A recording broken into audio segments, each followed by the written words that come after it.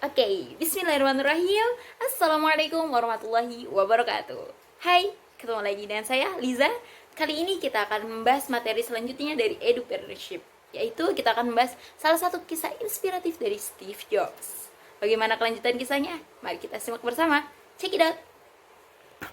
Terlahir dari keluarga yang kurang mampu, serta ibunya yang hamil karena kecelakaan, Joanna bertekad jika anaknya lahir harus diadopsi oleh keluarga sarjana yang sukses. Dan setelah sekian lama, akhirnya ada yang ingin mengadopsi Steve. Namun, Joanna menolak karena ia tahu bahwa yang ingin mengadopsi anaknya adalah seorang yang tidak pernah lulus kuliah dan tidak tamat SMA. Namun, pada akhirnya Joanna menyetujuinya karena pihak pengadopsi berjanji akan menyekolahkan Steve hingga lulus kuliah. 17 tahun kemudian, Steve Jobs kuliah di sebuah universitas yang sangat mahal, yang biayanya dapat menghabiskan uang dari gaji orang tuanya yang hanya bekerja sebagai pegawai biasa. Steve Jobs remaja pada kala itu mengalami dilema yang luar biasa, karena di perkuliahannya dia tidak menemukan jati dirinya dan terlebih lagi terdapat masalah ekonomi pada keluarganya. Dan pada akhirnya ia memutuskan untuk berhenti kuliah.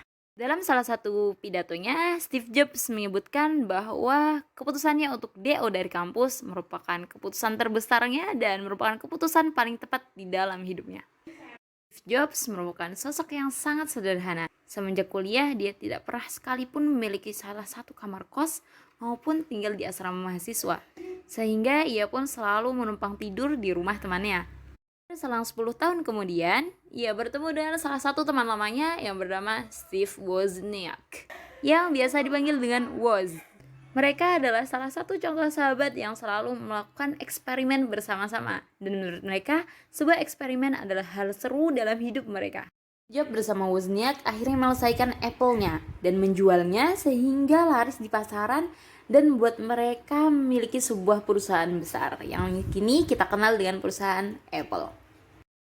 Setelah perusahaan Apple menjadi pesat berkembang, pada tahun 1983, Steve Jobs menggait John Sculley dari perusahaan Pepsi Cola untuk memimpin Apple Computer.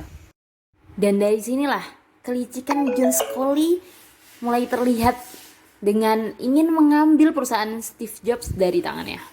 Nah, setelah mendengarkan penjelasan dari Steve Jobs yang menawarkannya untuk menjadi CEO dari Apple, beliau yang menjadi ketua dari Pepsi ini pun langsung tertarik, teman-teman. Tapi usut punya usut, ternyata beliaulah yang melempar Steve Jobs dari kantornya sendiri. Karena ternyata penjualan Apple pada saat itu tidak seperti ekspektasi. Dan itu mengalami kerugian yang sangat besar. Dan dia dengan mudahnya. Kesedihan Steve Jobs tidak sampai di sini saja, teman-teman. Ternyata temannya yang bernama Woz mengundurkan diri dari kantor tersebut. Dia berkata bahwa Steve Jobs sudah berubah. Mereka sudah tidak merasakan rasa yang bahagia ketika menciptakan sebuah komputer. Mereka hanya merasakan bahwa Steve Jobs sekarang hanya mengejar karirnya, ketenarannya, dan tidak memikirkan pertemarannya dengan teman yang lainnya. Maka dari itu si Woz keluar dari kantornya. Dalam titik terendah ini, Steve Jobs pun sadar bahwa pertemanan itu adalah hal yang penting dan ketenaran itu bukan apa-apa. Dan dia bersyukur sekali karena dia bisa merasakan bahwa titik terendah bagi seorang yang sukses adalah memulai sesuatu dari nol.